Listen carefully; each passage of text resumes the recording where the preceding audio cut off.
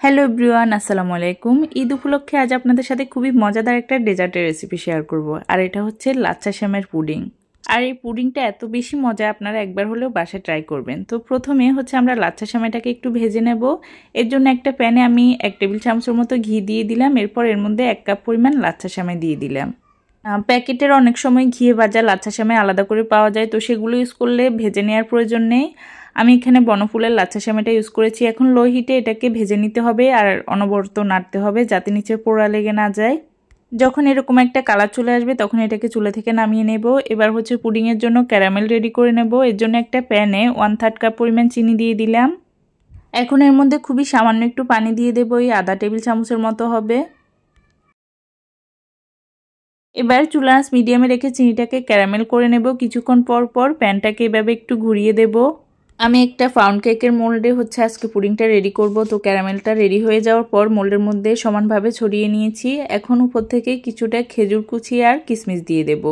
এতে করে যখন পুডিংটা মোল্ড থেকে বের করব তখন দেখতে খুবই আকর্ষণীয় লাগে।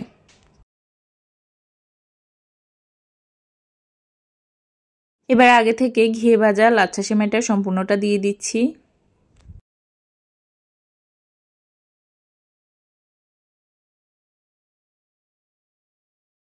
শুকনো উপকরণগুলো সেট করা হয়ে গিয়েছে। এখন হচ্ছে লিকুইড মিশ্রণগুলো রেডি করব। একটা মিক্সিং বোলে 3টা ডিম নিয়ে নিচ্ছি। আর ডিমগুলো কিন্তু রুম টেম্পারেচারে আছে, অর্থাৎ ফ্রিজে থাকলে আগে থেকে বের করে রাখতে হবে। এবার এর মধ্যে দিয়ে দিচ্ছি আধা কাপ পরিমাণ চিনি। আধা কাপ পরিমাণ চিনি এতটুকুর জন্য যথেষ্ট। এর থেকে বেশি চিনি দিলে আসলে বেশি মিষ্টি হয়ে যাবে। খুবই সামান্য একটু লবণ দিয়ে দিচ্ছি 1 চিমটির মতো।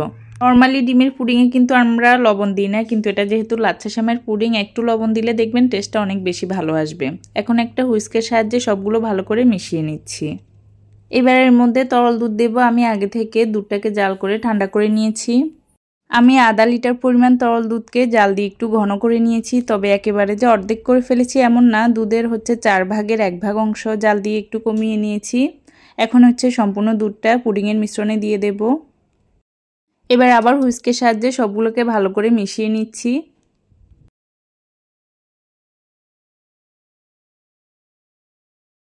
ভালোভাবে মেশানো হয়ে গেলে একটা ছাঁকনিতে করে আমি হচ্ছে মিশ্রণটা পুডিংয়ের মোল্ডে ঢেলে দেব। আমি আসলে মোল্ডের সাইজের চেয়ে একটু বড় ছাঁকনি নিয়ে ফেলেছিলাম, এর জন্য আস্তে আস্তে মিশ্রণটা দিচ্ছিলাম যাতে করে চারপাশে ছড়িয়ে না পড়ে। এবার একটা ফয়েল পেপারের সাহায্যে পুডিংয়ের মোল্ডটাকে ক্লোজ করে দিচ্ছি। চুলায় আগে থেকে একটা পাতিলে পানি গরম বসিয়ে দিয়েছি আর একটা স্ট্যান্ড দিয়েছি। দেখতে পাচ্ছেন স্ট্যান্ডটাকে আমি একটু উল্টা করে বসিয়েছি। এর কারণ হচ্ছে মানে সোজা করে দিলে পুডিংয়ের মোলটা বসানোর সময় ঢাকনাটা লাগানো যায় না, তো এর জন্য উল্টা করে বসিয়ে এর মধ্যে পুডিংয়ের মোলটা বসিয়ে দিয়েছি। এবার উপর থেকে ঢাকনাটা লাগিয়ে দেব। ঢাকনার মধ্যে যে একটা ছিদ্র থাকে সেটাকে আমি টিস্যু পেপার দিয়ে বন্ধ করে দিয়েছি। এবার হচ্ছে চুলার আঁচ মিডিয়ামে রেখে 30 মিনিটের জন্য এটাকে কুক করে নেব। আর মাঝে একবার চেক করে নেব, যদি পানিটা কমে যায় তাহলে আরেকটু পানি অ্যাড করতে হবে। 30 মিনিট পর আমি চেক করে নিয়েছি, পুডিংটা রেডি হয়ে গিয়েছে। এখন এটাকে নর্মাল ফ্রিজে রেখে সম্পূর্ণরূপে ঠান্ডা করে নেব। ঠান্ডা হয়ে যাওয়ার পর এটাকে ফ্রিজ থেকে বের করে প্রথমে একটা নাইফের সাহায্যে সাইডের দিকগুলো একটু আলাদা করে নেব যাতে করে সহজে মোল্ড আউট করা যায়।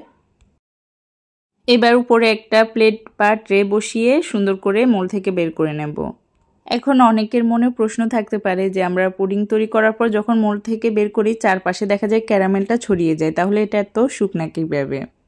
আসলে আপনি যখন স্কোয়ার শেপের কোনো মোল্ডে পুডিংটা হচ্ছে ভাপে দিবেন বা বেক করবেন, তখন এর সাইডে দিয়ে যে একটু ফাঁকা অংশ থাকে সেটা দিয়ে ক্যারামেলটা বের হয়ে যায়। আমি যখন পুডিংটা হওয়ার পর পাতিল থেকে তুললাম তখন পানির মধ্যে দেখলাম যে ক্যারামেলটা ছড়িয়ে গিয়েছে। যাই হোক, আমার কাছে এভাবে দেখতে বেশি ভালো লাগছিল আর ভিতরটা কতটাই স্মুথ হয়েছে সেটা নিশ্চয়ই আপনারা দেখে বুঝতে পেরেছেন। আশা করছি এবার ঈদে ট্রাই করবেন আর আমি আপনাদেরকে বলবো অবশ্যই ট্রাই করে দেখবেন, এটা কিন্তু অনেক মজা।